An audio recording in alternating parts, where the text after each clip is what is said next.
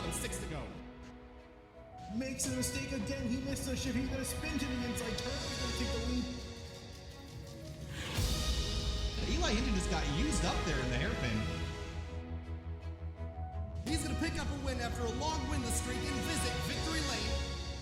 And the whole field just needs to get himself slowed down, hop these curves up and over. There's that cannon running attack.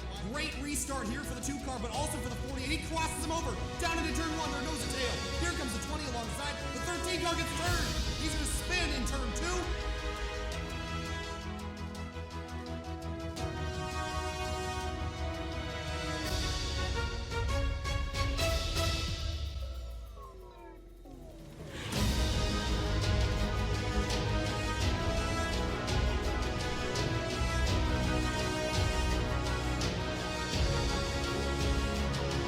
Race number 9 of the 2019 3WideRacing League RaceKings Cup Series brings us to Charlotte Motor Speedway. And there's not a layout of Charlotte Motor Speedway that makes drivers fear it more than the Charlotte Roval. This 17-turn road course is extremely challenging. It's tight, it's twisty, it's got tall curbs and walls that will certainly end your day. We're qualifying right now for the 1-hour 9th race of the season here at Charlotte Motor Speedway. My name is Kyle Heyer alongside Finian DeCuna. Finian, Charlotte is a very, very difficult track to run a race at, and it's even more difficult to win at. Who do you have your eye on as we head into the 9th race of the season? Well, honestly, I have my eye on David Wilson. He topped the practice timesheets by a solid 0.5 of a second over Chad Frankenfield, and he's kind of surprised. You know, I'm not surprised from other guys up there like Frankenfield, Lytle, Eisenman, Thomas, like those guys I kind of expected more or less. Maybe not Thomas, but those guys I expect to see up in the front. But Wilson was a little bit of a surprise to me. Hasn't really made a lot of noise this season, but here he is back in the front. Absolutely. Let's take a quick look at our point standings as we walk into the 9th race of the season. Of course, at the top of the point standings is going to be that driver, the number 54. That is Matt Gruenberg with 3 wins, 6 top 5s, and 6 top 10s in 8 races. He's got a 55-point lead over Paul Ross in the number 18. Tate Lytle sitting 3rd. David Wilson, you mentioned him, sitting in 4th. He dropped 2 spots the last week, but looking for more this week. You mentioned him quick in practice. He might be quick in qualifying. Frankenfield in the 5th spot. Sam Close, Johnny Thomas, Kevin Finn, Lafferty, and Jadrosich round out your top 10. Then we'll take a quick look through the rest of the point standings here, the top 40 at least. Qualifying about halfway through. Finian, you've got an eye on the 39. I'm watching that 54 with 3 wins this season at all types of racetracks. Won last night's race at the dirt track at Charlotte in the Truck Series. I think he goes to victory lane for the 4th time tonight at the Charlotte Roval.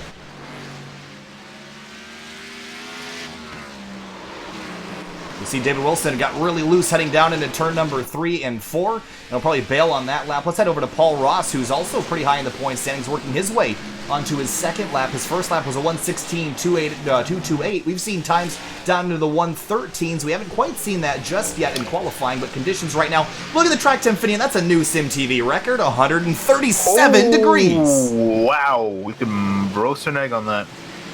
That's insane. That's got to be a record by a couple degrees over what we saw at Indianapolis for VRL a couple weeks ago. Yeah, I'm sure these guys are probably happy that it's 137. That is wicked hot, and I think the last week's going to be sliding around as a plates like this.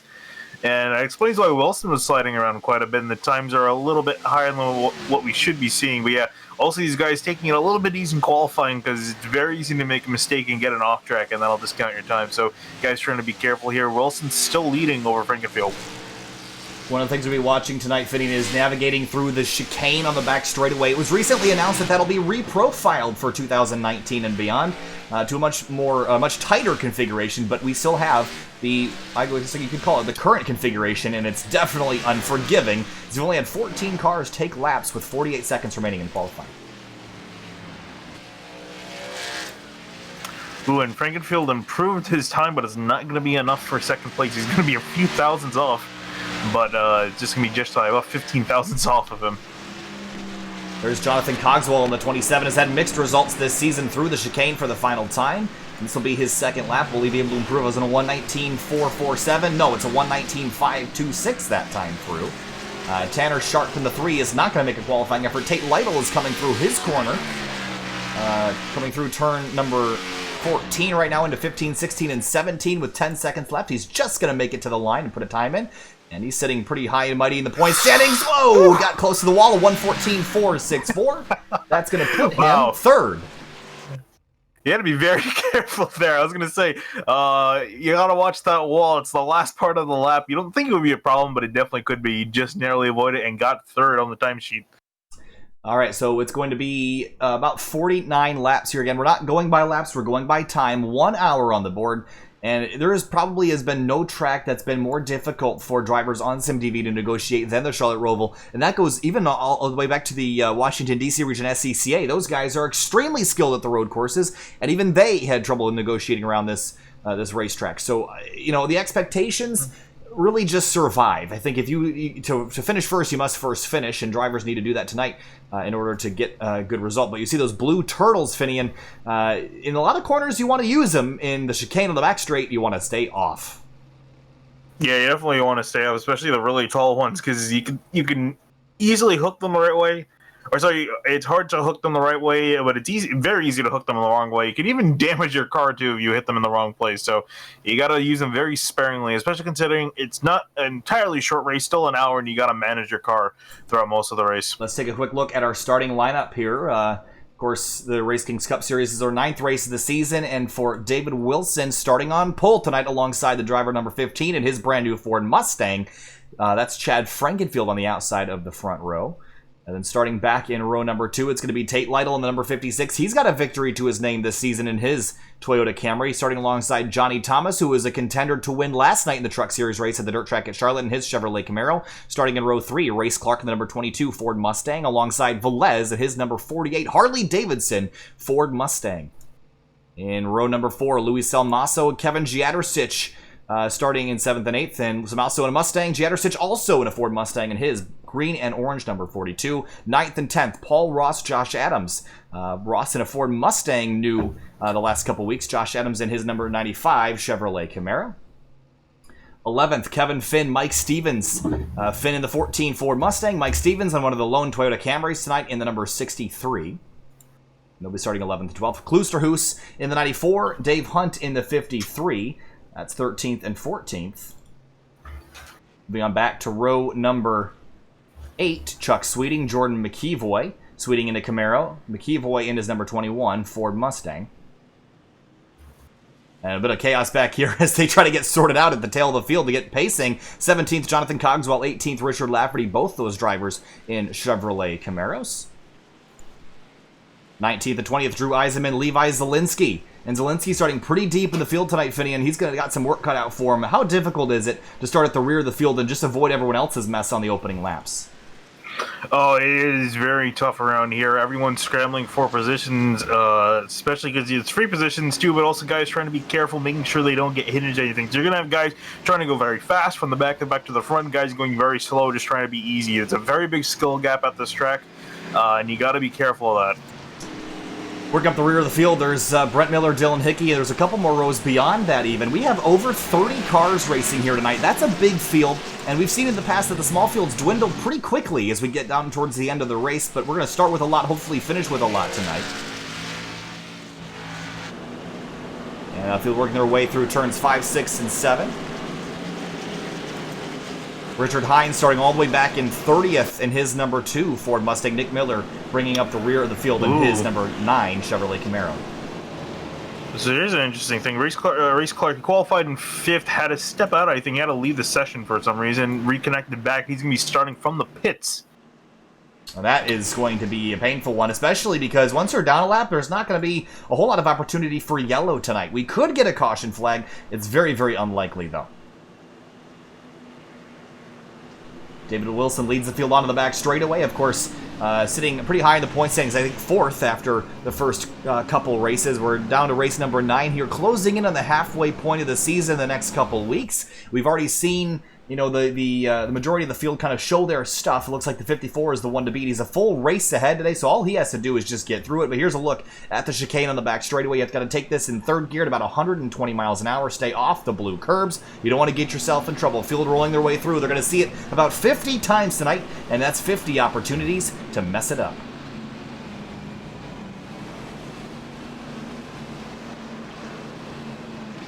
Field rolling through NASCAR 3 and 4, which is turns, I think 13 and 14 is what they designate them as here. Or maybe it's 14 and 15, but either way, there's 17 turns around this racetrack. Field rolls out of the final couple of corners. That Ford F500 pace car is going to pull off the racetrack, and over 30 cars, the largest field we've ever had here at the Charlotte Roval, is going to go racing for 1 hour. 60 minutes on the board. David Wilson is going to lead them down, and from high above the starter stand, the flagman's got the flag in hand. Green flag flies, racing at the Roval. And Wilson off to a fantastic start. No one can even catch him at the moment, as Frankville and everyone else is still getting up to speed. Yeah, that awkward start through the chicane. There's a big stack up there towards the rear of the field, but everyone just now trying to get in line as Wilson has just driven away in that first corner.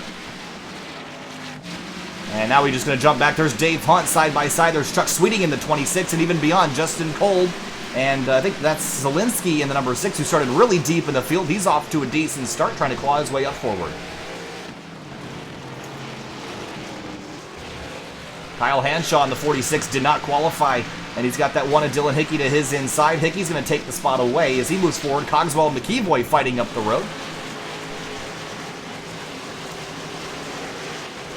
Onto the back straightaway for the first time, Wilson now is a 1-second lead over Frankenfield early in the going.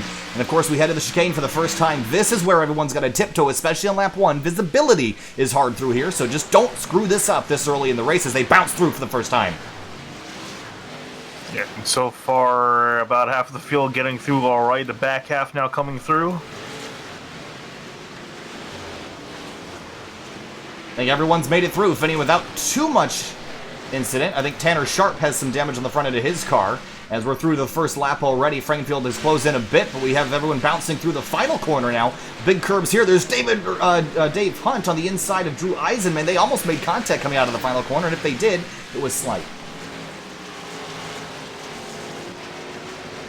Yeah, up at the top of the field, though, Frankenfield is starting to chase back down David Wilson. The gap is closing. Yeah, so Frankenfield's going to have to hunt down. Ooh, Wilson runs really wide. Here comes Frankenfield to try to launch the attack on him early in this one. Yeah, and Frankenfield, too, also does not have a win yet this season. Well, neither of these drivers do, so both of them are going to be fighting for that here tonight. That's key for qualifying for the playoffs. And he's going to have a great run here, and I think Wilson might just give this one to him, but it's difficult to make a pass here, so if he's going to make the pass, he's going to have to do it now. Frankenfield to the inside of the back straight. It's a drag race here, and someone's going to have to give. It's going to be... Neither is going to give, and they're going to go side by side in there. Somehow they don't crash. Wow, what a power move by Wilson to get that lead back. Yeah, I'm sure Lytle's sitting in behind as he's in third place. I'm sure he was wishing that both those guys would have crashed. They would have easily given him the lead, but they keep it going still. But it's going to be a hard-fought battle. I think that 39's trying to prove it. Well, he did not give anything up here. He just held off that 15. I thought for sure he was going to give, but Wilson not moving over for anyone, and that's going to tell Frankenfield, okay, he's not going to give up very much. Lafferty, oh, big one down in the chicane, finning a couple cars involved. Hickey and Lafferty, I think, the big losers on that whole situation here. And the one is stuck sideways in the chicane. He's have to get rolling again, but big damage to a couple of these cars. Let's quickly go back and take a look at how this started. It was Lafferty and, oh, these guys must have had a run in here. Oh, yeah, the one car drills the 8 into the chicane, bounces off, and then collects them both. And then the rest of the field has to kind of sneak their way through, and somehow we didn't collect more cars in that. Yeah, I was going to say, I really am surprised it wasn't as bad as it could have been, so most of the guys keeping clear of that. Yeah, this will be pretty much day over for at least Richard Lafferty here. Gets hit by the one car, slams that safer barrier, tags the one car, they both spin around and off track harmlessly. But those two drivers already off to a poor start. Looks like the one is going to continue. Yeah, and also a change up front for the lead. Frankville got around Wilson. And Wilson went wide in the exact same corner we saw him go wide in the infield. I'm not sure what number that is, but he still made a mistake there, and Frankenfield took the opportunity. So Frankenfield's going to be leading this race. Wilson second, and Lytle shortly behind in third. Yeah, we know Frankenfield's good at the road courses. Remember, he basically swept the IndyCar Triple Crown last year at the road track, so we know he's good, but is he good enough to hold off David Wilson, who was quickest in practice? Sweeting blows turn 17 a little bit, but look at the 6 car of Levi Zielinski. He's already gained a bunch of spots. He's up from 20th up to 17th, so he's gained a few spots early in the going here and chasing down a battle between Chuck Sweeting and Dave Hunt.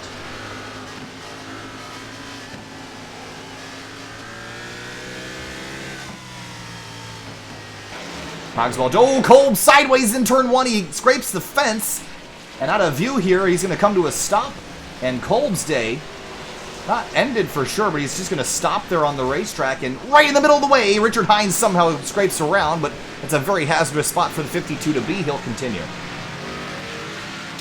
Yeah, looked like he just kind of bumped in a weird place, sent the car bouncing around, and he was struggling for grip, and it just had some small contact with the left side wall, or left side of the car. Yeah, he should be able to continue, but lost probably more spots than he needed to. Just came to a stop there, maybe hoping for a yellow, but that didn't happen. Josh Adams now, whoa, look at this battle into the chicane. Adams, Jadrosic, Drew Eisenman, 10th, 11th, 12th. We've talked about how scary it is to follow somebody through, but the 42 is right in the middle of that sandwich. Yeah, we talk about movers. Already got a pretty big mover. Dreisman from 19th already up into 12th. So he's gained quite a few spots, trying to gain some more. That 77's got some really good pace. Eisenman was, I believe he was the Rallycross Triple Crown champion a few weeks ago. As we see Kyle Hanshaw working his way through Nick Miller and Race Clark. Remember Race Clark? Didn't he start from the pits? Yep. Well, he has already worked his way up into 23rd. And there's 32 cars on the racetrack. Wayne Lear, he is destroyed. We didn't see what happened to him, but he's off the racetrack. I'm going to assume the chicane. Yeah, he was in that incident in the chicane, but his internet was not cooperating with him. I see. Battles all over the racetrack at the moment, but we're watching this between Adams, Jadrosic, and Eisenman as they continue to fight for the top 10 spot. Yeah, and look at the yellow Ford Mustang entering the picture. He's going to go to the inside of Jadrosic here and try to get the spot before they get to the bus stop. And Matt Grunberg, again, probably my pick to win tonight, has 3 wins on the season. Look, he started 21st. He's up to 12th. He is flying right now, and that's not atypical of the 54 driver.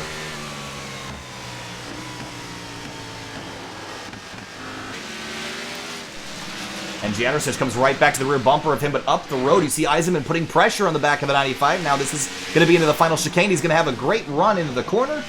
Who's it going to be, 77 or 95? 95 is going to prevail and hold on to that spot for now.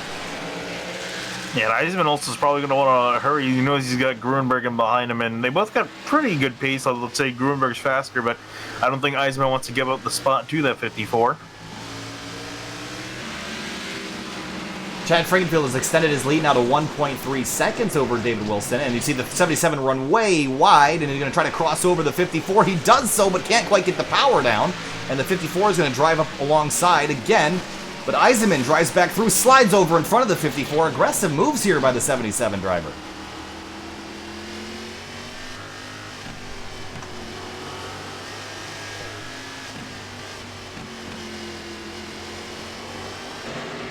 And there you see them still fighting it out on the oval section as they go back out. We're going to get a run here. I'm curious, is he going to try to check it up? Call him chicken? Well, we've seen a couple drivers not give way so far, and that's led to some interesting situations, but they're just going to go single file through here again. See the 77 putting all sorts of pressure on the back of Josh Adams now, and the 54 did not get as good of a run through there.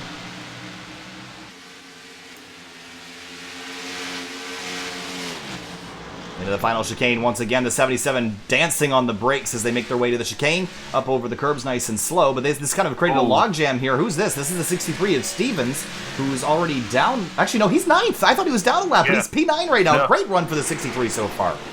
I was going to say he's having a really good run so far, although he's starting to get swamped and swallowed up by this group as Josh Adams tries to make a pass on him. Eisenman going to do the same around the outside. Let's see how Stevens can hold up. Yeah, Stevens' brakes are already glowing red hot in that 63. Again, it's very easy to abuse your stuff here at the Roval. The 95's off course. The 63's loose. Whoa, the 77's off in the grass trying to get back on. This is chaos here as these guys are trying to battle for the 9th place spot.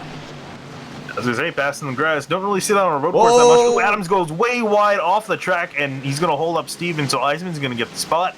But Adams and Grunberg are still sorting it out as they approach the entry onto the oval. It's like a race car blender, this racetrack, as they all try to figure out who wants to go where at the moment. The 54 is going to get probably the best run through there, past 2 or 3 cars in one shot. The 63 lost a bunch. Here comes Zielinski in the 6 car. He's entered the front. He's actually giving a bit of a shove to Jadrosic. And here they enter the bus stop. You got to be very careful here. These guys are riding very close behind each other. Big run for the 6 car on exit, though. He's going to get a run to the outside of the 42. Does he have the straightaway speed or the banking speed to get around the outside of the 42 into that chicane? And he is going to be have the preferred line through here, but the 63 slowing him up just a little bit, but he will still get that spot. Move the 6 car up to 13th. Let's head back to the lead here. Finney in the 39 beginning to track that 15 car back down.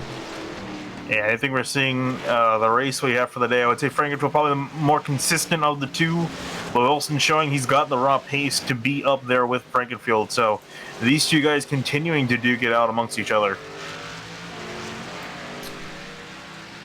Johnny Thomas in 5th, that number 83, Barstool Sports Car. He's got Nathan Velez trying to chase him down.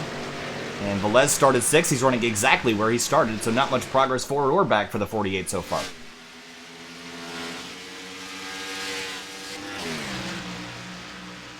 How about Tanner Sharp in the 3? Oh, he got into the wall just a moment ago. He is missing the whole front clip of that race car, Finian. Yeah, that car has definitely seen some better days, and it looks like he's really struggling probably for really anything, be it engine power or aerodynamic grip, because he's missing complete front end to that car. I'm also worried too about the engine, because there's a possibility that cannot be doing too good. I don't think... I'm going to go out on a limb here and say that 3 car doesn't finish this race. Nothing that Sharp did wrong, just those engines don't seem to last that long. Battle for 13th. Jadrosic-Zielinski. Jadrosic going back by Zielinski on the outside, but he's deep on the brakes into the final chicane, locks him up. And up over the curb's kind of a messy corner for the 42. And here comes Klusterhuis in the 94 right on by. Yeah, he's going to take that spot just with the momentum he had off the corner compared to Jadrosic. So Klusterhuis up into 14th now. So moving around, we still have 28 of our 32 starters on the lead lap here. We've lost about 4 to crash issues. The 89 of Brent Miller is also seeing much better days. That car is all torn to pieces as well. Johnny Thomas and Velez, this battle is beginning to close in. That 48 car starting to put a bit of pressure on. Paul Ross sitting 7th right now, then it's Kevin Finn and Drew Eisenman. And Matt Grunberg rounds out your top 10. And the top 10 right now is separated by 25 seconds, so quite a bit of spread amongst them. And nothing surprising there. I mean, we've seen the Roval will definitely cater to the road drivers, and that's what we're seeing, especially those top 2. The road drivers will seem to prevail as Zielinski goes for a big jump over the curbs and actually damaged his fender on them, I believe. But yeah, I mean, as we talk about skill gap, this is where you're going to see it the most of any racetrack this season.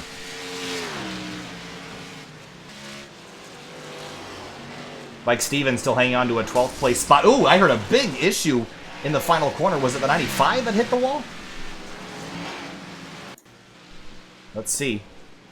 Oh yeah, he clobbered. Oh, I guess it wasn't as hard as it sounded. He hit the wall pretty hard on the exit of turn 17. He'll continue with minor damage to the right front. Chuck Sweeting, Sam Close, and Dave Hunt, they're all closing in on each other for 16th place right now. This is the closest battle on the racetrack. Yeah, big group of cars here. And Sweeting's kind of gone in the opposite direction, starting 15th down to 17th. Yeah, so Sweeting not going the right direction at the moment, but on the brakes hard, trying to catch the back of the 53 through the infield section. So we're about 13 minutes into this 60-minute race. So we have 47 minutes remaining, and about 47 laps to be scheduled here tonight. 10 complete. And the 26 is going to chase the 53 down to the bottom of the banking. He'll get that spot, and he'll drive right on by, move Sweeting to Mystery Motorsports Camaro up to 17th. And we'll see, ooh, is Hunt fancying a move? Nope, he's going to just look at it. And he's going to sit in behind the 26. Does he make a move on the front straight? I don't think he's got the run, though. Sweeting gets a really good run off the corner. Let's check back in with Levi Zielinski. He's in 13th. Oh, he spins on the exit of the final corner and saves it down in the runoff area, but he was trying to get by Mike Stevens, gassed it up too quickly, and lost all that ground again. It's so easy to do here, Vinny. I mean, these cars, they have less horsepower than they did a season ago, but they still can lose traction at any moment. We see Race Clark down in pit lane. Let's find out what happened to the 22. Yeah, especially you coming out of the slow corners when you're trying to get up to speed, put all the power down, you can still get that sort of scenario where the rear tires spin and you go for a little bit of a loop, as we saw with Zielinski. Race Clark just... Oh, and the 21 of McKeeboy as well. What happened here, Finian? Look back just a little ways as they were just jumping back onto the racetrack. They just both missed the apex and pounded the concrete. And for the 22, that's probably going to be the end of his day. Smashed the steering up on that car. Yeah, that sucks because he, after starting for the pits, was up into 19. David Wilson down on pit lane here, Finney. Is this a scheduled stop, possibly, to make it to the end of the race? No damage visible. A little bit unorthodox. Yeah, I don't know. It's kind of early, but I think he can make it. Maybe a little bit close. So he heads into pit lane, hopefully to kind of undercut this 15.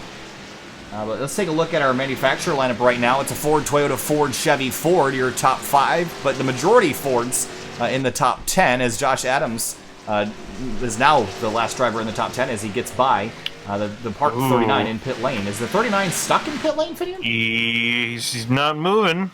He's completed his schedule, his regular service. Did he speed? Well, I see him sitting in the car. So David Wilson from the leader early in the race, there he leaves now, finally. Maybe something was amiss technologically, but he gets back on the racetrack. He's going to lose a lot of time. Nick Miller through the grass here in the final corner. I think the 9 car got all sorts of out of shape. Here's a look. Yeah, gets into the final corner and probably just gasses it up trying to get by McKeevoy, and whoops. Just a tank slapper and spun down into the grass. He's got Wade Lear who's trying to make up some ground in that burnt out number 11.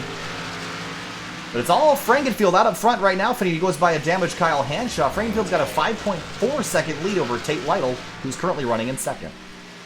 Yeah, I'm sure Lytle's not going to be enthusiastic about Frankenfield just having clean air. Doesn't have to really worry about anyone behind him. So Frankenfield can kind of slip the race to his own pace.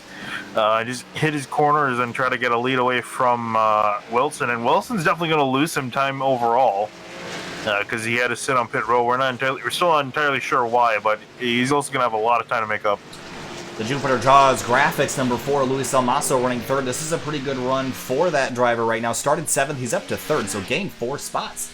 And is currently a little slower than the drivers behind him, or at least he was last time by. But one thing about the Roval Finny is you never know who's going to win this race until they cross the checkered line at the start-finish, because every single lap you have the potential to throw your entire race away with one little mistake. So like we saw at the Roval with Outsiders a few weeks ago, don't turn away until that white flag flies. Yeah, I mean, it really is, considering you can make a mistake on the final lap. You can easily bin in the chicane if you're not paying attention, not being careful enough, especially at this track. And you can also see guys that are pretty fast, few laps, but horribly inconsistent. They'll start to fall off the order. Yeah, Luis Amaso, we're just talking about making mistakes. He made a big mistake heading into the chicane, locked up the brakes, slid off the course, got back going, didn't lose a spot, but certainly lost a lot of time. Let's head back to 19th place. This is a bit busy back here. It's McKeevoy, Kolb, Hines, and Dylan Hickey. Hickey leaning on the 2 car as well, and he was already at fault for the incident earlier tonight with the aid of Richard Lafferty, still putting pressure on drivers with that front bumper. Yeah, a lot of guys in one space. Woo.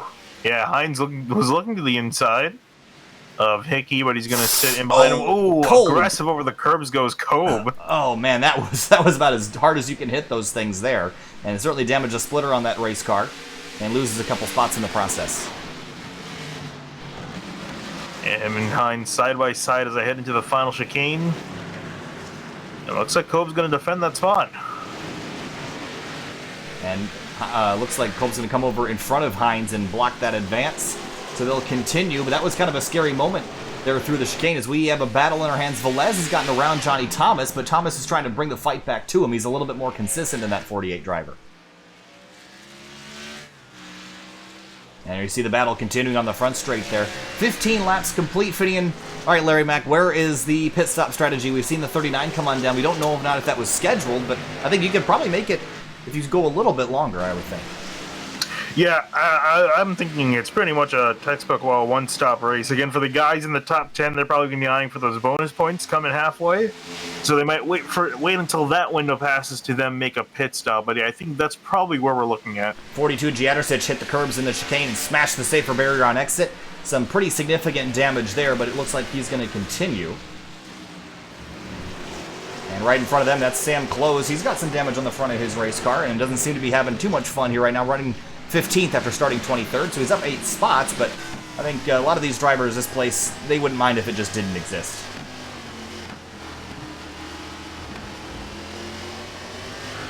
Of course, 3WideRacing has recently converted over to the Ford Mustang, and that has left a lot of Toyotas off the grid, as we only have, I think, a couple of them in the field, the 56 and the 63.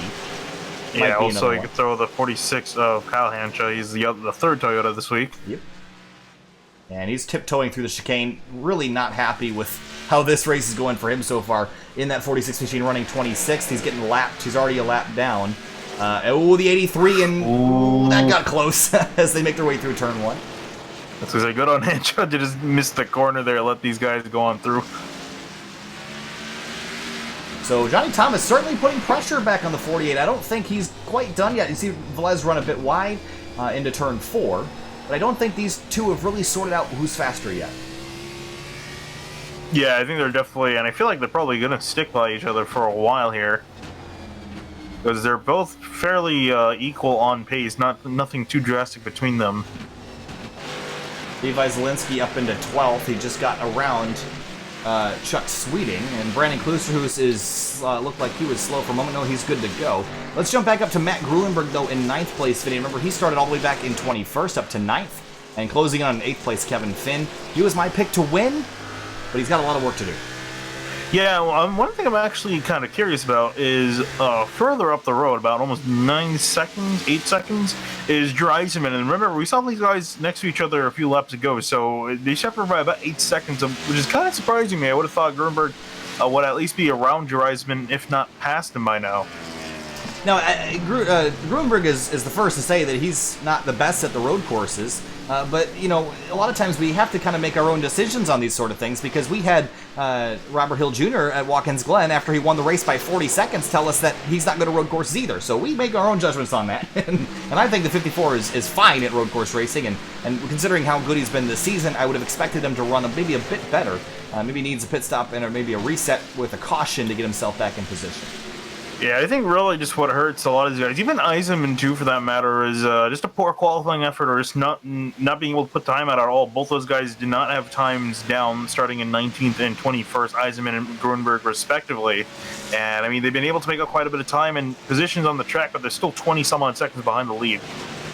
So Gruenberg up to 8th place, now trying to track down 7th place Paul Ross. Remember, Gruenberg has a 55-point lead on the 2nd place driver in the points. He could wreck out here and still have a 20-point lead, but it's just about making your bad days good. Yeah, and even then too, he's as the playoff system is for wins in this series, he's got 3 wins. I doubt he would be there's any physical way for him to be kicked out of the playoffs at that point with 3 wins to his name. So yeah, it's pretty much just riding around till the start of the playoffs for him this season. He's pretty much done the hard work so far as far as qualifying in. I don't even think that's mathematically possible for him not to make the chase at this point. I don't think there's enough races left to even make that be a possibility. So he works his way through the chicane. 37.5 minutes to go. We've completed 18 of 46 laps in the 60-minute feature.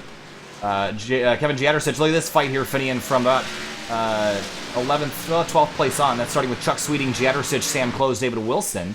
And Wilson trying to make up ground after that horrendous pit stop a while ago. And Close kind of bobbles back in the line of the braking zone, but this 39 car is on fresh tires, but he's not running incredible lap times right now. He's already dropped back down to, that time through was a 120.9. Yeah, still not entirely sure what's up with them. I'm kind of curious to ask him after the race what held him up on the pit stop. But definitely is going to cost him. I'm not sure he's going to be able to get the lead back at all. No, and he's battling right now. He has so much traffic to deal with. Lead lap traffic that's fighting for positions. It's not even like it's lap down traffic, so he's got his work cut out for him. But out up front, the guy who doesn't have his work cut out for him is Chad Frankenfield, leading this race by 7.5 seconds. This is what we've seen at the Roval in the past, drivers with big leads, but Tate Lytle he's running a similar pace. If he had some better track position, he might be able to do something. So this is when you start trying to consider the strategies you're going to do. Maybe overcut or maybe undercut, depending on what the leader does. Yeah, again, I think for these guys, especially the guys that have wins, they might consider just throwing their throwing something into the mix here, because they're pretty much good for qualifying for the playoffs. They did their work there, so I think they're going to try to go for the win here. So we might see some of these guys come in before halfway. Frankenfield and Lytle, because they both have, or actually no, Frankenfield doesn't have a win. He needs a win. Lytle has a win, so he's safe. So we could see Lytle try to just throw a strategy into the ring here, because as you're saying, he's pretty close to Frankenfield. Has been losing some time, but if he can get some fresh tires, it'll definitely help him out. Sam Close and Chuck Sweeting battling now. Sweeting all sorts of sideways. He's got a lot of rear end damage. He's been leaned on quite a bit tonight. Sam Close works his way to the inside. He's going to take the 14th spot away.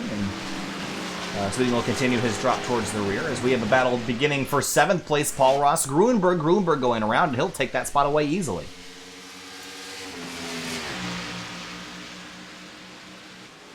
And into the chicane. And Gruenberg, the reason why I like how he drives at these road courses, Vinny, is because he is so methodical and takes his time. If we look up the road at Drew Eseman, you mentioned him earlier, but he's got some damage on those fenders of that race car. He's been in some trouble tonight, but the 54 has not been. He's been taking his time as we have a battle brewing for 4th with 3 cars, Velez, Thomas, and Eisenman. Yeah, Eisenman's caught these guys. There's a chance here to move himself into 4th. And the 83, like Thomas is going to give him the spot. Yeah, just moves right over for him, and that's karma that's going to come back to the 83. Good karma, letting the 77 on through, and that's how you gain respect around road courses like this, because it is very, very difficult to pass at this racetrack, or any road course for that matter. So moving out of the way just tells the other driver, hey, I know you caught me from a long ways back. There's no point for me to hold you up. We'll let you by. I'll get you later, buddy. And that's what the 83 did, and that's going to serve him well at the later stages of this race. Really, holding people up just aggravates everybody. Oh, yes, it does. Especially if you're a lap car. So Velez now running away from that bright yellow and green, purple and blue color, really rainbow-colored car back here in that 77 machine. So while we're about 34 minutes remaining, we'll update you quickly on what's happening this week on SimTV. Tomorrow night, Grid Life returns to SimTV action tomorrow night at a track to be announced at the start of the server at 8:45 p.m. Eastern Standard Time. They will be racing Stadium Super Trucks tomorrow night. That'll be the first time on SimTV since the fall, and we're watching this battle between David Wilson and Levi Zielinski in 11th. Wednesday night, it's Spec MX5 Sim Racing Challenge from Mid-Ohio. That'll be on the Winding Road Magazine website. Oh, the 63 spins and takes the 39 with them on the exit of the chicane. And for the 39, the hits just keep coming after starting off so strong. Yeah, I was going to say that's really going to hurt him. He got a pretty decent lick there on the right side of his car. It's pretty much all torn up there. Yeah, 63 just was bobbling, and for the 39, you can't avoid that kind of thing. Once you're committed to that chicane, you can't slow down, you can't change direction, you just are on a single file line, and there's nothing that he could have done to miss that.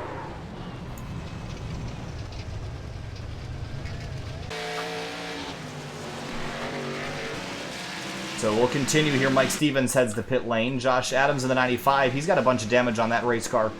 He started up in 10th. He's fallen to 17th, so his race isn't going as he expected either.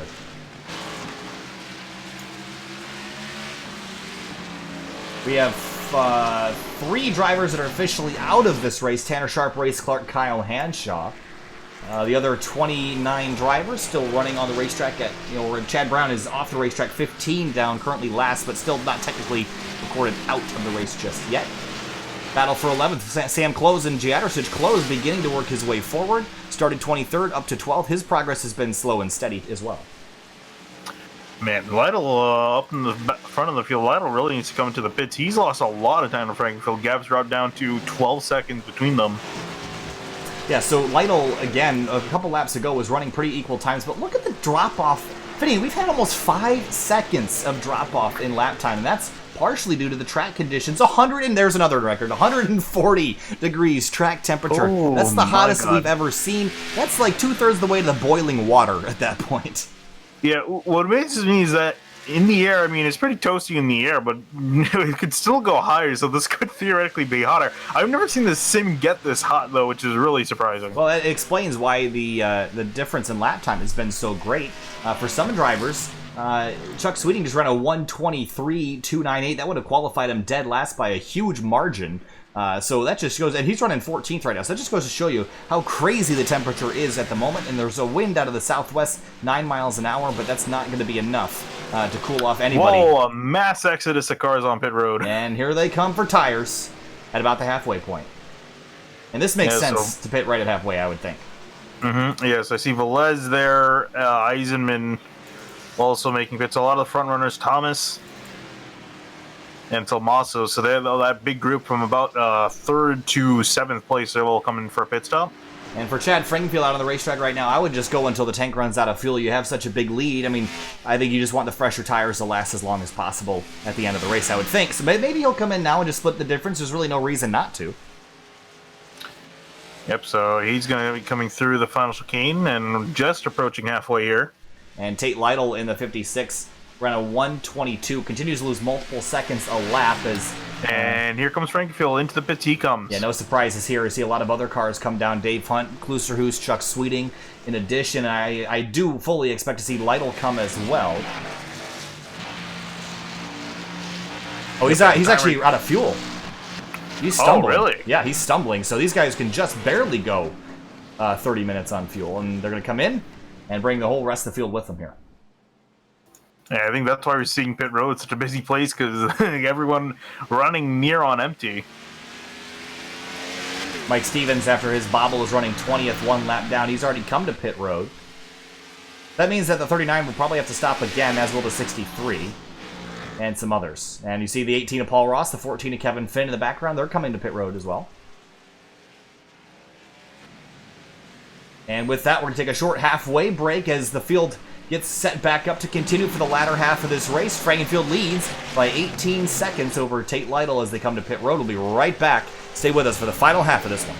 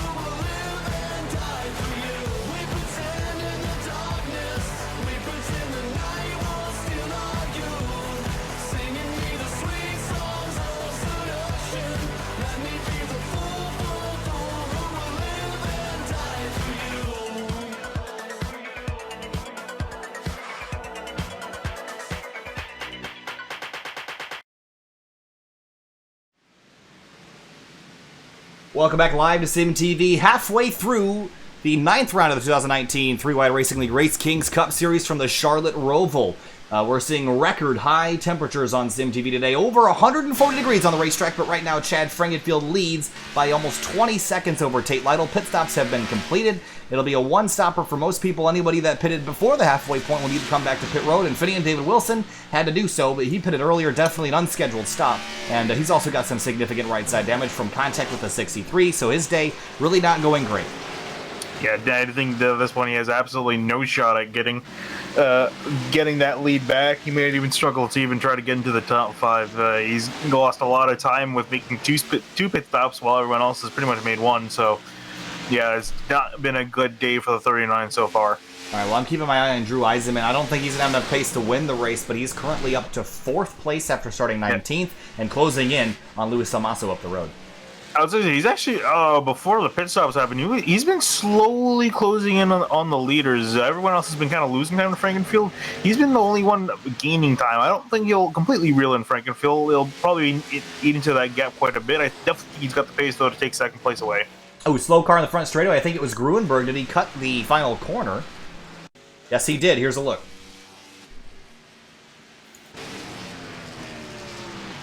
And just got in the brakes a little too hot, entered too shallow, and nope, cut the chicane there. You have to come and roll and serve a slowdown. And he completes that. Will continue. He's up to 7th, but hasn't been making as much progress as the 77. He's flying right now. We're 1:15.698. The 2nd fastest lap on the racetrack last time. The quickest one was by Drew Eisen, or actually, Tate Lytle, excuse me, in the 56 car running 2nd. He's still 17.5 seconds back, but he did pit a lap later than the 15, did he not? Or did he put on the same lap? Let's see. He put on the same lap, but he was coming out. He came in out of fuel. I see. Yeah, so he lost quite a bit of time in that department. So he's fallen all the way back to almost 18 seconds now. All right, so checking in on 16th place battle, Justin Cole, Mike Stevens. Take a look at our track temperature to see if it's come up anymore. No, it's dropped 1 degree to 139. Ooh, Salmaso and Eisman starting to duke it out. Oh, and Eisenman's going to get that spot away down in turn number 1, clears him for 3rd, and sets his sights on Tate Lytle, but he's got about 5.5 seconds to go up the road to catch him. You're going to want to rewind this to the front straightaway when they were 3 wide with a lap car. Here's a look. And the lap car, I think, was the 1 of Dylan Hickey. And the 4 was real slow, and the 77 shoots the middle and goes up the inside. An impressive pass here for sure. Then it gets down to turn number 1 and completes it. I don't think the 4 fought it too hard. But they'll continue now.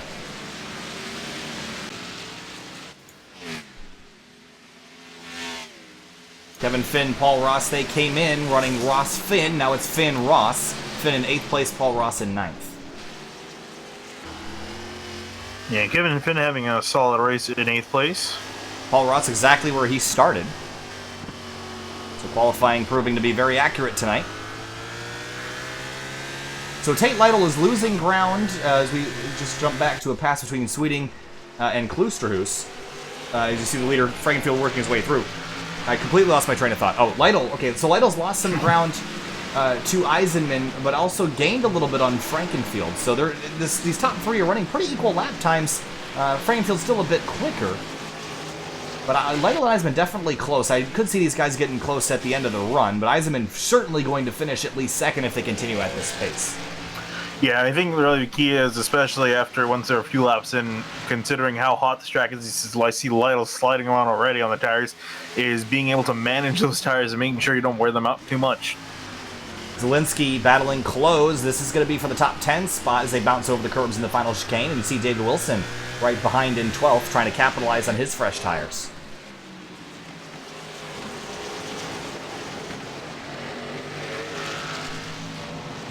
So earlier in the race, we had about 28 cars in the lead lap. That number has dwindled to 12 with 23 minutes remaining. Luis Almaso is disconnected. Internet or an issue? It says that he disconnected manually. Well, that's certainly intriguing. Let's take a look. Now, sometimes real life is more important and you got something going on that you have to pull off the racetrack for, but let's take a quick gander. And, was that just an Alt F4?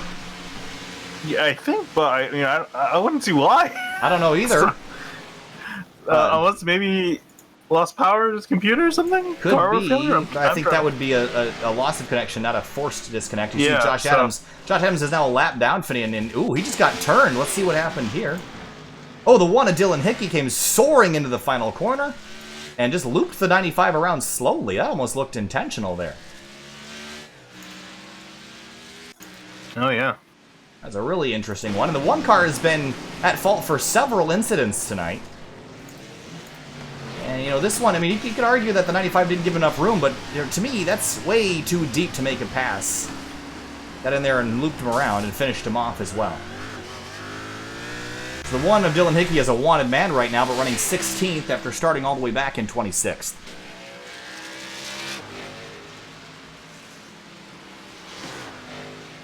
Ooh, Jedrzejczyk down on pit road, and I think he's calling it a day. I don't see him in the car. Yeah, his night has been kind of a mess as well, and we thought that maybe he would have a good night tonight, but the road course, not kind to very many people. We've lost, remember, we started with 32 drivers, where we've lost 10 of them in the first 40 minutes of this one. Yeah, so Salmaso and Jedrzejczyk slowly dropping down the order. Sam Close gets passed by David Wilson. Wilson moves back inside the top 10. Now, see, for David Wilson, remember, he's not going to win this race anymore, but he has kind of set himself up with a 2-stop race. Not exactly the way I would have done it, but he is going to gain some more spots here with some fresher tires than the rest of the field around him. Yeah, well, it'll be interesting to see where he entirely cycles out, because it could be interesting. And it looks like also Dylan Hickey is called it a night as well. Well, I don't have the information to say this, but I would also maybe guess that the 1 car was taken off track. as well, potentially. He actually took himself off the track. He got involved in a spin. Turn 1. Interesting. So more drivers dropping down the order. We're down to only 20 cars running at the moment. And this is what the Roval does, Finian. It just takes you, it'll spit you out at the other end of the racetrack, and if you're not good here, you don't like it here. Yeah, I was going to say, this is the Monster 2.25 miles. Because this really takes out race cars, almost more so than Dover. Oh, I think this track is infinitely more dangerous than Dover. You see Sam Close and Zielinski, they're battling for 10th at the moment behind David Wilson, who just passed them both. Cars look like they leave this racetrack looking like they just did 3 hours at Martinsville. Or worse. Yeah. Yeah, oh, Zielinski, no! Hard into the fence of the chicane. Race over for the 6. Buried it in the tires, and he's stuck, and he's not getting out of there. Caution. Oh, wow. Caution on the racetrack, and that's going to be for, I assume, the issue down there in the bus stop. And that's going to change a lot of things with less than 20 minutes to go. Here's a look at Levi Zielinski's accident. Got in there around the outside of the 91 and just couldn't get it rotated and just bam, right into the fence. So caution flies. This is going to change up a lot of things. Everyone's going to come to pit lane here, Finian. You're going to want tires. Oh, yeah. And I'm sure Frankenfield is not too happy to see that. And I think the guy who's really happy to see that is Drew Eisenman. Oh, Drew Eisenman is licking his chops right now. You see one more incident, one more view of the incident there. Drew Eisenman is absolutely thrilled with the yellow flag. So they're going to catch the pace car. This changes everything. We're only going to have about 10 to 12 laps to go here at the restart. And the cautions of the Roval are going to take a couple minutes to complete. So we're going to grid them up, re-rack them, restack them. We'll try this again, but the caution out here for the first time on lap number 31. And we're going to get a bunch of wave arounds here as well, potentially. And some of the field's still working their way around to catch the pace car. Pace car in the infield right now. There's still a lot of cars left on the racetrack. Yeah, but not a lot on the lead lap. Only 10 drivers are listed on the lead lap, last of which being Sam Close. So Levi Zielinski's night probably over. Jonathan Cogswell is still out running, so he'll get a spot away. But yeah, we're really dropping drivers quickly. Wade Lear has made up a couple spots after starting off the night really poorly. He's up to 25th. And he'll get up to 22nd in one lap here with Samaso Jadrsic and Nick Miller, also the same number of laps down. So if you crash out here, it is a good idea to just stay in the race no matter how beaten and battered your car is, because you are going to gain spots back.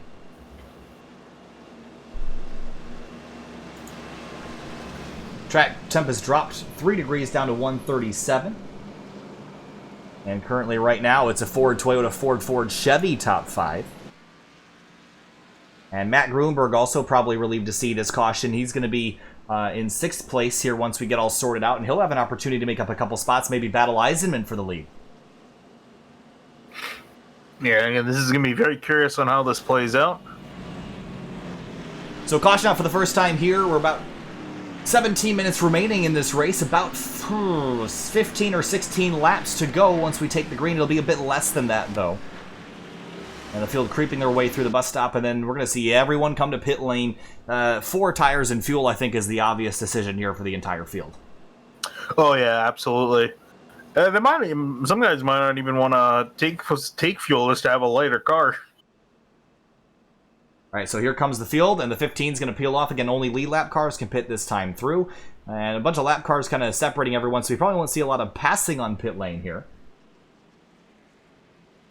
But the whole group of lead lap cars coming on down. How about the 21 of McKevoy in 17th? He's 1 lap down. He's just going to take the penalty, come on in. I think a lot of drivers will do that as well. So Frankenfield has led basically this entire race, other than a few laps at the beginning that the 39 of David Wilson led.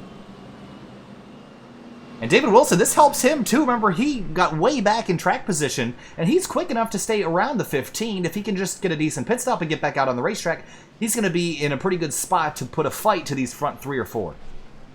Yeah, although I do think he's going to have a hard time. I think he might get into the top 5. I think getting to the leader is going to be kind of hard. He's going to be starting back in 10th. He's going to have to fight through a lot of guys on fresher rubber. Leaving pit road, this is a bit tight here as well. Cogswell almost didn't make the corner. But Frankfield, of course, going to win the race off pit road. We're going to wait a lap here. We'll re-rack him, restack him, go again. Tate Lytle kind of licking his chops. He dropped well off the pace at the end of the last run, but he was missing tires. Now that he's got fresh for Mr. Fieldgoods, he's going to have to hold off a charging Drew Eisenman, though. So these front three I can see winning this race. I don't know if Velez has the pace, but I think Gruenberg does if he can just get up here. So this is going to be a really interesting restart. Remember what we saw the real NASCAR race back here in October on the restart. Everyone flew down into turn number 1. We could see something similar here. Everyone trying to get as much as they can.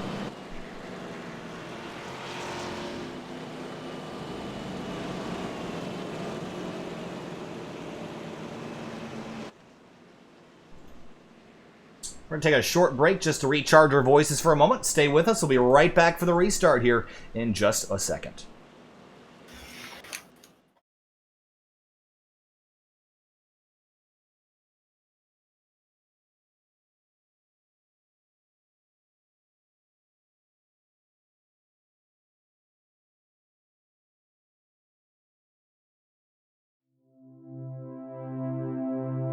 To most, driving is just a mundane task between point A and point B. Nothing more. It's the frustration of traffic at 8 a.m. The feeling of sickness on a long ride. The car? Just a tool. It's supposed to be practical, reliable, and fast. But the speed is really the reason cars exist. Born out of a necessity to make that A to B trip just a little bit faster. Some have a deeper connection with cars, found somewhere in the bond of man and machine, a desire to be part of something bigger than yourself. It's the extension of mind and body to something more exciting than just another appliance. And these people never cared about practicality or reliability. To them, the only thing that matters is speed. We're born with a competitive nature, part of a biological necessity that is not yet worn off with time. People have raced for thousands of years, and that competition has transcended history and found its way to the industrial age. Railroads raced to build across the country, replacing the horses whose strength is still used as a benchmark for power today. And as personal vehicles became popular, the railroads died off. What once was the quickest way across the country became snail's pace in comparison. The interstate highway system expanded and cars populated every driveway. And the competition between types of transport quickly transitioned into the race to have the fastest car. Bragging rights. Manufacturers like Porsche, Ferrari, and BMW emerged in auto racing, each trying to one-up the other. Building engines became an arms race. Who could build the fastest dinosaur-powered Land?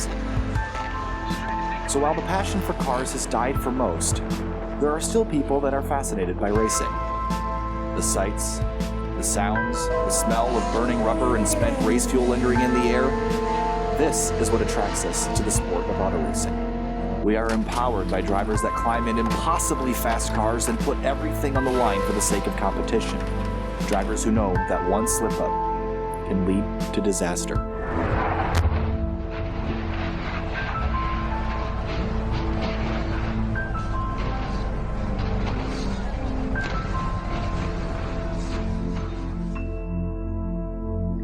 And for the longest time, wishing to be a race car driver was just a childhood dream. All we could ever be was a spectator. Opportunities? Limited and expensive. Reserved only for the who's who of the racing world.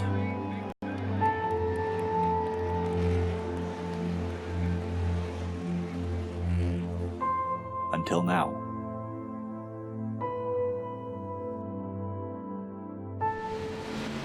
Coming back to the restart here in the 9th round of the 2019 RaceKings Cup Series for the 3WideRacing League. We've had a caution on lap 31.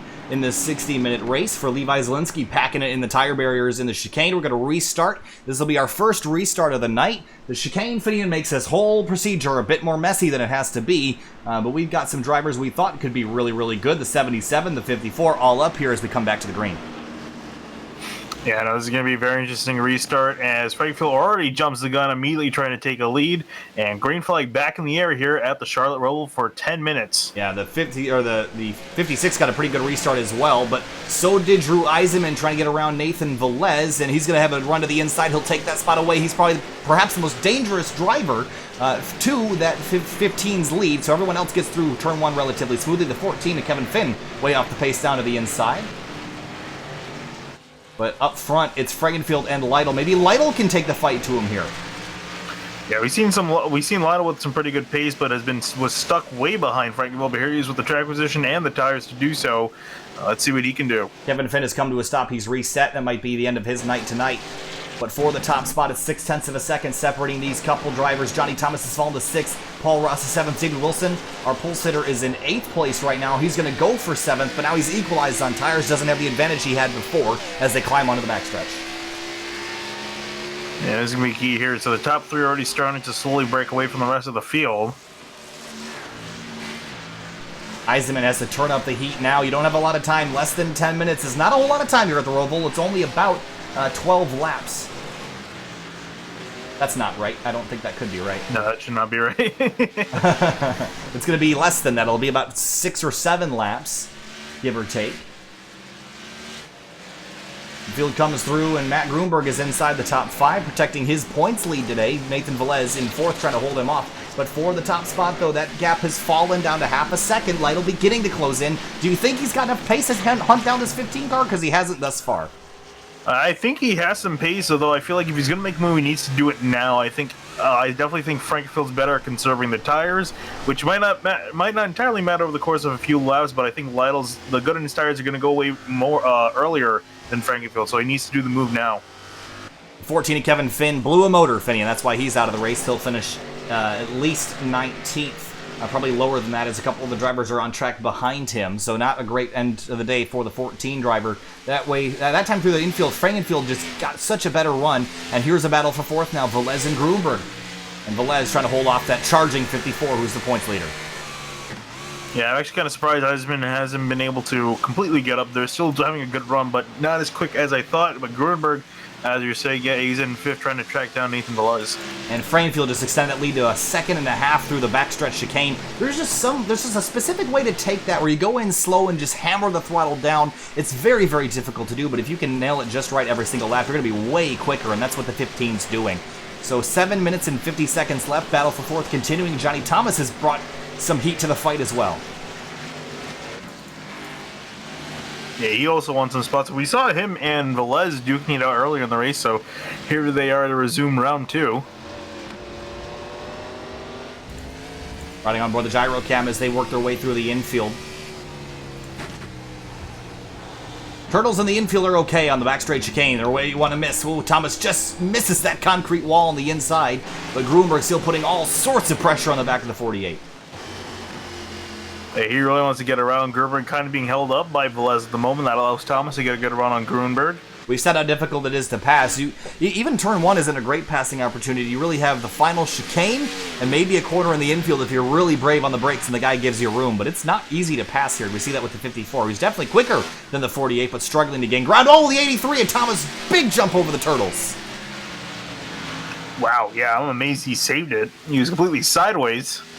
Yeah, that kind of bounce is usually one that'll take you out of the race. Here's one more look from inside the gyro cam. I'll show you how much rotation he had on that race car. And he just second-guessed himself a little bit. A huge jump over. Very awkward for the race car. No change up front, though. 2-second lead for Frankenfield, just out of everyone else's league tonight. He's just so fast. Yeah, last time through he was about 0.6 of a second quicker than Lytle. And Eisenman's only a little bit quicker than Lytle as well. So, yeah, Frankfield's starting to put some ground between these two. Actually, Johnny Thomas got away with more than just saving it. He doesn't even have a scratch of damage on that car after jumping those curbs. If there's any damage, it's underneath the car. which can sometimes be worse, but nothing visual on that race car. Behind him, Wilson putting pressure on Paul Ross. He's got Sam close behind, so those 3 OG cars putting Wilson as a sandwich in the middle. Yeah, Wilson trying to muscle his way up to the front, trying to regain what he lost. This is not going to be what Wilson wanted today, but it's certainly not as bad as it could have been. Oh no, Ross, the heart of the fence! And somehow the 39 doesn't get involved in that, but the 18 smashes the wall, and that's going to be his race thrown away into the garbage. Wow. I'm amazed that Wilson got through there. That was about as close as you could get. We almost broadcaster cursed him right there. But yeah, the 18 just slips on exit, smashes the wall, and woo! That was about as close as you're going to get. Whoa. And all these drivers are just hoping and praying that iRacing, wow, the iRacing gets that new chicane in here sooner than later. And Ross comes down pit lane, probably going to be the end of his night with only 5 minutes remaining. Battle for second, they'll be beginning to heat up. Eisenman is tracking down at 56. Yeah, Eisenman's starting to kick in here. I think Lytle's also starting to fall off the pace, or falling off the cliff of the tires a lot sooner than the guys around him, so he's going to be starting to drop back. We'll see if Eisenman can do anything, although he's running out of time. 4.5 minutes left. Lytle tiptoeing through the chicane. Eisenman a bit more aggressive. He gained some more ground that time through. Last time through it was only a 10th difference between the 77 and 56. We're right on board Eisenman's car, and we'll see what the difference is this time through.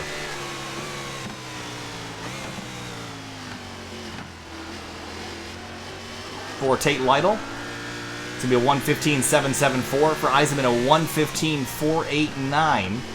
Corrected to a 4.90, so 0.3 quicker that time. Gruenberg got by Velez, and he's going to overcook it into turn 1. Oh, boy. I'm amazed he did not hit the wall there. He got mighty close to it. Well, he sent it in pretty deep to try to get by the 48. Here's a look at it. He drove off in there and almost ended his race. You know, it was Brad Kozlowski, turn 1. Oh, man, that was so close. He's got to do it all over again. And that dude has also allowed Thomas to catch back up to these guys, and Thomas still has got some decent pace. Battle right now for 4th and for 2nd. For the top spot, it's Frankenfield by almost 3 seconds. He's just been the class of the field today. Works his way through the chicane. Ooh, he kind of made a mistake there. Some TV's curse was looming there, almost hit the wall. Looked a little less dramatic from his onboard than it did from the TV, but still hasn't made many mistakes today. Eisenman's fallen off the pace this time through. I don't know if he just didn't get to the chicane very well, but lost some ground. But now 54 Gruenberg still putting pressure on Velez. David Wilson has come to a stop fitting. I'm not sure what happened to him, but he's lost all the ground he had made up.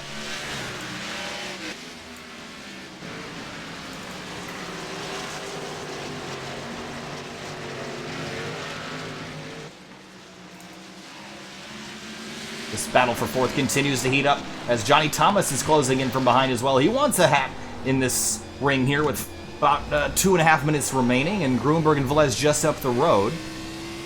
If they make a mistake, he's going to be right on them.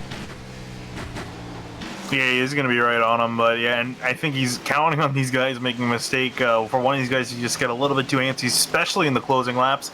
You know, when someone tries to make that final move and hope it sticks. We've seen the 54. He's not afraid to throw it in there. And with this this few minutes left, I mean, he really can only go a lap or two down, and he can sacrifice a couple positions if he needs to. I don't know if it's worth throwing a dive bomb for a 4th place position, but he might try. Yeah, Frankville's coming back to the line. He's going to cross. It's going to be 2 to go. About 2 to go. 1 minute and 41 seconds remaining. Next time by, it'll be white flag for the driver, the number 15. As he negotiates the heartburn turn for the second to last time. You know what? It's such a shame that Tums sponsored this corner instead of the actual chicane, because that would have been a much better, much more fitting sponsorship, I think.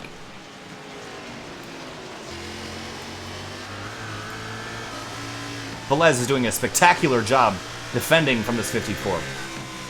Yeah, he really has done a fantastic job. It's kind of understated. I'm a little surprised that Gruenberg hasn't been able to find some sort of way around Velez, but yeah, he's continuing in behind him, and I'm curious also if Thomas has got anything for these two. Oh, the 48's out wide. The 54 drives up the inside. Couldn't quite get the corner there, though. And they'll have to try again. Frankenfield made a mistake last time through. Ran a 1:16.195. Closed the gap to less than a second. I just don't think that the 56 has enough consistent pace to get there. But here comes Gruenberg going to chase the 48 down to the apron. And this is really the battle to watch as the 15 of Frankenfield comes on through. He's coming to the white flag this time, but oh, Eisenman almost smashed his car up in the chicane. Behind him, let's take a quick look at what happened to the 17. Bounced over the curbs on exit. Whoa, almost crashed the car, but held onto it. But coming, this is going to be the white flag for Chad Frankenfield. He's already taken it as he comes across the line. 1.5 back to Tate Lytle as Velez and Gruenberg still fighting for that 4th spot. These guys continue to go at it again. I wonder when's the send gonna happen. We've seen Gruenberg already try to do that, and I imagine he wants to try at least one more time to get that spot. Down into the infield for the final time. White flag officially waving for Chad Frankenfield. He's almost halfway through the lap with a 1.2 second lead. Nothing out back for the 15, but out back for the 48. A charging points leader in that yellow number 54. Yeah, and Velez is just, again, great defensive driving out of him. Has been able to keep these 3 guys in behind him. They can't do anything to get around. Couple corners left for the 54 to get a run. He came out of the infield with a huge run, but it all went away as he climbed the banking. The 83 blew an engine behind him, Finian. Oh, that's unfortunate. And I think you know where that came from. I think that came from when he hit the curbing and got airborne. A block for the 48. Checkered flag waves. 4th place battle is intense, but for the lead, it's going to be Chad Frankenfield. He's going to win race number 9 of the 2019 3WideRacing Cup Series. Lytle 2nd, Eisenman coming home for 3rd, but behind him, the battle for 4th continues to rage. Here's the move. The 54 down to the inside, takes a look. Final corner to the inside. Does he have the run?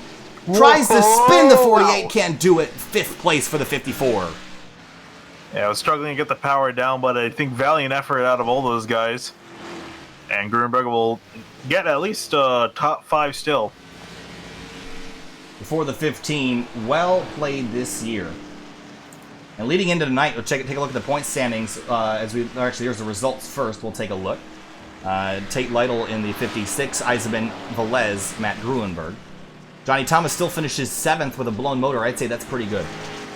Yeah, I was actually amazed he was able to continue around. The engine just started smoking, didn't actually detonate, so he was able still to get a solid 7th place out of that. For the 39, 18th result is not going to be what he wanted. Kevin Finn blew motor, finished 21st. But down at the bottom of the order, unfortunately, it was Race Clark that had the worst day of all. At least, actually, Chad Brown was the one that had the worst day of all. 32nd for the 64. There's your results. Let's take a quick look at our point standings leading into tonight. And it was Chad Frankenfield has no wins this season, so this will be his first one of the year. And that's hard to believe with how good he's been running.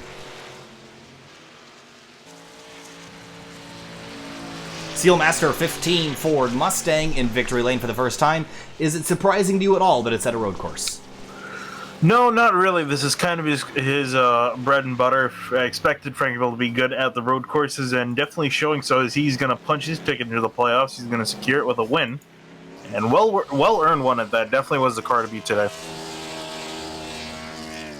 Yeah, the best lap time, the most consistent lap times, made the fewest mistakes, doesn't have a scratch on that car. He's going to go to victory lane and launch himself into the chase. Finian, he's going to be a championship contender by the end of the year. Had been a bit of a slow start the first couple of races, but has hit his stride recently, and a victory is certainly going to help him. We have more road courses yet to come, and this is really going to help him later in the season. But a victorious celebration for the 15 of Frankenfield. We're going to jump to break in just a moment. We'll be back with Frankenfield and a couple others. An hour of racing at the Roval, 10 cars in the lead lap, and a bunch of DNFs, but not for the 15. He's going to go home with a trophy. We'll be back in just a moment.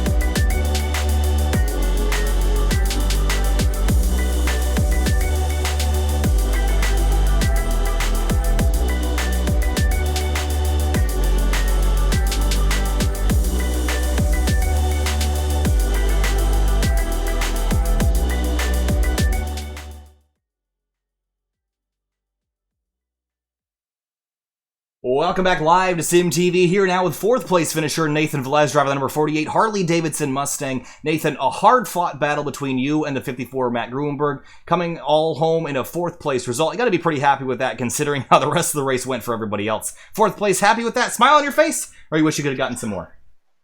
No, big smile on my face. I just wanted to finish the race, and I'm happy to get a top 5.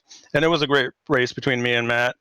He did a great job going back and forth there. I thought for a second he was going to get me, but he came in a little too hot coming off start-finish line into the first turn.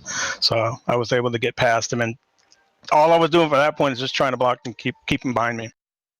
The Roval is certainly challenging, but tonight we had a caution about 3/4 of the way through the race. What was the strategy there in terms of the restart and how to position yourself? Did you feel like you could have done any better than fourth had you gotten a bit better restart, or do you think that's probably where you probably should have finished tonight? Probably where I should have finished. I really didn't practice all that well, and my qualifying was so-so. So my goal going into the race was finish, get a decent start, or get a decent finish, because my last few races have not gone so well in either series. And I took 2 provisionals in the last 2 races here, so I needed a good finish. So, yeah, my strategy at the end was just try and get as many positions as I could and hold off whoever was behind me for as long as I could.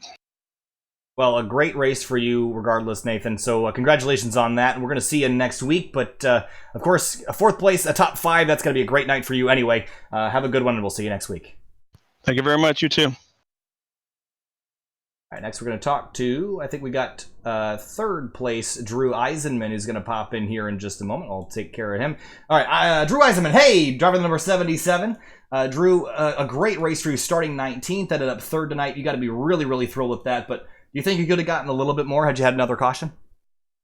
I mean, I think had I not screwed up qualifying, I'd be right there. And then I had a ton of optional on that pit stop under that yellow late. And so I knew that it was going to take everything, because I used up my car trying to get through the field. And, sometimes you gotta throw your elbows out trying to pass guys. And, I tried. I got the sausage curb a few times, but, you got to give it to Tate and Chad. They had the speed for sure, and they were quicker than me on that last restart.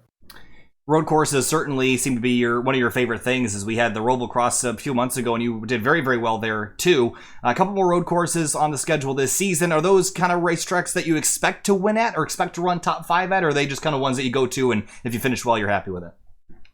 I mean, I think you always do. Well, I think it's kind of like a hand in hand. You do well things that you enjoy, and you enjoy things you do well. And I enjoy road courses, and I typically do well. Yeah, I mean, they're definitely something that especially like the Roval and stuff like that. Like the more fun ones, Road America, are the ones that I always look forward to. So yeah, those are always kind of got a little star next to them. But I think when you enjoy doing something like road course racing with stock cars, you just tend to do well. All right, well, third place for the driver of the number 77, Drew. Thanks for chatting with us, and we'll see you next week. All right, thank you, Kyle. Absolutely. All right, next is going to be the driver of the number 56, Tate Lytle. Tate, you chased down that 15 the best you could tonight, but came up 1.4 seconds short. What did you need to go after that number 15? Just a little more practice, probably. I don't really get to practice a whole lot during the week just because I'm off doing other stuff. But I was close. I was just hoping I could get close enough to where maybe force him to make a mistake. But I knew that unless he made a mistake, I probably wasn't going to get around him. But Chad definitely deserved it. He's ran a couple good races and been unlucked out of it, but all in all, pretty good night. Second place on a road course. Speaking of mistakes, you were one of the guys that made very, very few. How do you drive this track differently, or how do you approach this track differently from any other road course in order to minimize your mistakes, because they are so costly to make at the Roval? I mean, that chicane in the backstretch is just so treacherous that, I was braking way earlier than I thought I needed to. And just making sure that I didn't hit a turtle, because if you hit one of those turtles, you're off, flying through the air. All right, Tate. Well, certainly a second place tonight. Gonna be good for you in the points, Tate. Thanks for chatting with us, and we'll see you next week. Hey, thanks, guys. Thanks, Hanshaw and Corey, for all they do too. Absolutely. Have a good night, Tate. Thank you, man. And it's going to be last, but certainly not least, it's going to be the driver number 15, Chad Frankenfield, the winner tonight. First win of the season in the Cup Series. And Chad, I don't think it would be fair if you didn't win this one after what the performance you put on. Ran the quickest lap of the race, the most consistent laps of the race, not a scratch on that vehicle at the end of 60 minutes at the Roval. That's hard for anybody to do. But first of all, congratulations. Second of all, tell us how you're so good here. I want to know your secrets. Honestly, I think it's just getting in a rhythm and just not pushing the car harder than you need to.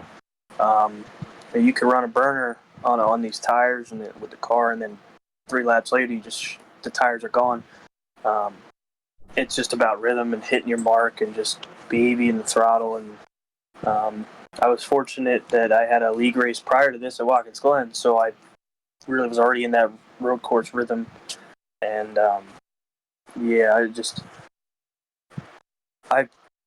it was probably one of the better races I've ever ran, and I just kept everything clean, and it can't get much better.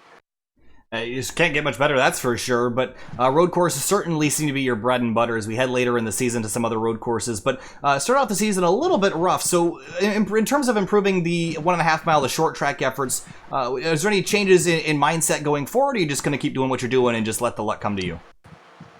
I think really early on it was just trying to keep the nerves down and just get used to these guys. It's a completely different driver pool than what the DD series was or the IndyCar Triple Crown. Really, it just came down to finding some luck. I had some rough luck there in the beginning of the season and kind of just driving in over my head a little bit. Chicagoland, I got into Kevin, and Phoenix, I had some tough luck. In Dover, I bit myself by speeding. I mean, really, it's just trying to calm down and just let the race come to you. So Motegi, could have fought harder for a win maybe, but I was better off just taking points, and getting a win and locking myself in is just huge. It makes the rest of the summer way less nerve-wracking for sure. All right, well, Chad Frankenfield, a long night for him, but comes home first place for the first time this season after 60 minutes at the Roval. Chad, congratulations. We'll see you next week. Thank you, sir. All right, Phineas, that wraps up interviews here tonight. Couldn't reach the 39 of David Wilson for comment, unfortunately. A frustrating day for him. Yeah, and we missed it at the end of the Throwley action that was going on. He ended up blowing an engine, finished all the way down, 4 laps down in 18th. Yeah, certainly not the day that he wanted after starting on pole and leading the first handful of laps. But that's going to do it for us tonight. Tomorrow night, you're not going to want to miss what we're going to have. We have Grid Life returning for Stadium Super Trucks using the Lucas Oil Off-Road Pro 2s at a track that will be announced only when the server opens tomorrow at 8 o'clock. You're going to see it at 8:45 p.m. Eastern Standard Time for 2 races, 15 minutes each, with huge, huge fields and some of the best drivers in North America. That's going to be a fun one tomorrow night. Wednesday, Spec MX5 Sim Racing Challenge from Mid-Ohio at 8:30 p.m. Eastern Standard Time. Thursday, we're off. Friday, we're off. Saturday is going to be back for the Outsider Racing League Chase round number 2. That's going to do it for us tonight. We'll see you later. Have a great night.